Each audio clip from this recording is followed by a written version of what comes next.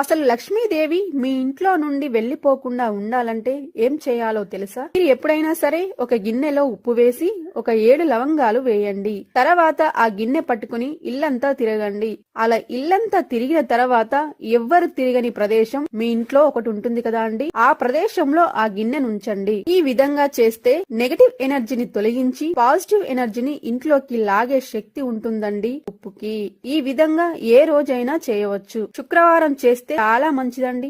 ఆ గిన్నె ప్రతిరోజు కూడా ధనాన్ని ఆకర్షిస్తూ ఉంటుంది. అలాగే ఉప్పుతో ఇంకొక ప్రయోగం కూడా చేయండి. మంగళవారం పూట ఉప్పు తీసుకొని ఒక ఎరుపు రంగు వస్త్రంలో ఉప్పును మూట కట్టి ఆ మూటని ఇంటి ముందు తగిలించండి. ఇది ఎప్పుడు తగిలించాలి అంటే మంగళవారం పూట రాత్రి తగిలించాలి.